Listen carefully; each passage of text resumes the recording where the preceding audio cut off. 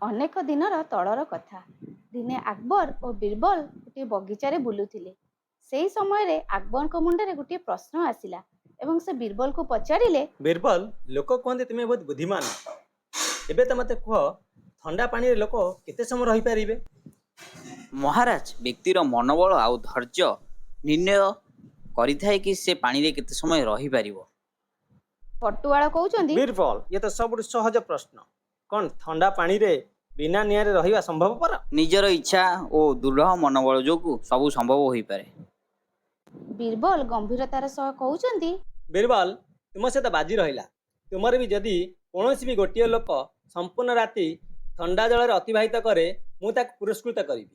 ବୀରବଲ କହୁଛନ୍ତି, ଠିକ୍ ଅଛି ମହାରାଜ, ମୋ ପାଖରେ ଜଣେ ବ୍ୟକ୍ତି ଅଛନ୍ତି ଯିଏକି ଏହି କାମ ସମ୍ପୂର୍ଣ୍ଣ ଭାବରେ କରିପାରିବେ। ପରଦିନ ବୀରବଲର ଜଣେ ଲୋକ ଥଣ୍ଡା ପାଣିରେ ଠିଆ ହେଉଛନ୍ତି ଏବଂ ତା ପାଖରେ ଗୋଟିଏ ଦୀପ ଜଳୁଛି। ତା ପରଦିନ ଆକବର, ବୀରବଲ, କଟୁଆଳ ଏକାଠି ହେଲେ। ଆକବର ଆଶ୍ଚର୍ଯ୍ୟ ସହ କହୁଛନ୍ତି, ବୀରବଲ, ତୁମର ସେ ଲୋକ କେମିତି ଗୋଟେ ରାତି ସତସତିକା ରହିପାରିଲା ଥଣ୍ଡା ପାଣିରେ? ବୀରବଲ ହସିକି କହୁଛନ୍ତି, ହଁ ମହାରାଜ, ତା ପାଖରେ ଥିବା ଦୀପର ଆଲୋରୁ ତାକୁ ସାହସ ମିଳିଥିଲା।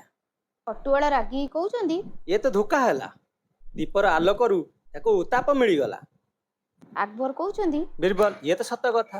ସେ ଲୋକକୁ ଦୀପର ଆଲୋକରୁ ଉତ୍ତାପ ମିଳିଛି, ତେଣୁ ତାକୁ ପୁରସ୍କାର ମିଳିପାରିବନି। ବୀରବଲ କହୁଛନ୍ତି, ମହାରାଜ, ଇଏ ଯଦି ଧୋକା ତାହେଲେ ଆପଣଙ୍କୁ ମୁଁ ନିଶ୍ଚିତ ଏହା ପ୍ରମାଣ କରି ଦେଖେଇଦେବି। ତା ପରଦିନ ବୀରବଲ ଖେଚୁଡ଼ି ପ୍ରସ୍ତୁତ କରିବାର ଆୟୋଜନ କଲେ। ବୀରବଲ ଦୁଇଟା କାଠର ସାହାରାରେ ଖେଚୁଡ଼ିର ହାଣ୍ଡିକୁ ଉପରେ ଟାଙ୍ଗି ଦେଉଛନ୍ତି। ତଳେ ଗୋଟିଏ ଦୀପ ଜଳେଇ ଦେଉଛନ୍ତି। ଏହା ଦେଖି ଆକବର ବୀରବଲ, କହୁଛନ୍ତି, ତୁମେ ଏହା କ'ଣ କରୁଛ? ମହାରାଜ, ଖେଚୁଡ଼ି ବନଉଛି, ଆପଣ ଟିକେ ଅପେକ୍ଷା କରନ୍ତୁ। କଟୁଆଳ କହୁଛନ୍ତି, ବୀରବଲ, ଏହା କେମିତି ସମ୍ଭବ? ତୁମେ ତ ହାଣ୍ଡିକୁ ଦୀପଠାରୁ ବହୁତ ଦୂରରେ ରଖିଛ। ଏହା କ'ଣ ସମ୍ଭବପର? ଥଣ୍ଡା ପାଣିରେ ଥିବା ଲୋକ ଦୂରରେ ଥିବା ଦୀପରୁ ଯଦି ଉତ୍ତାପ ନେଇପାରେ, ତାହେଲେ ଏହି ଖିଚିଡ଼ି କାହିଁକି ହେଇପାରିବ ନାହିଁ? ବୀରବଲ, ତୁମେ ଆଜି ପ୍ରମାଣ କରିଦେଲ ଯେ ପାଖରେ ଥିବା ନିଆଁ କେବଳ ଗରମ ଦେଇଥାଏ, ଦୂରରେ ନୁହେଁ। ସତ କଥା, ତୁମର ଲୋକ ଏ ପୁରସ୍କାର ପାଇବା ପାଇଁ ଯୋଗ୍ୟ ଅଟେ। ବୀରବଲ, ତୁମର ଚତୁର ବୁଦ୍ଧିକୁ ମାନିବାକୁ ପଡ଼ିବ। ଧନ୍ୟବାଦ ମହାରାଜ, ଏହା ହେଉଛି ଆପଣଙ୍କର ଶିକ୍ଷାର ପ୍ରତିଫଳନ।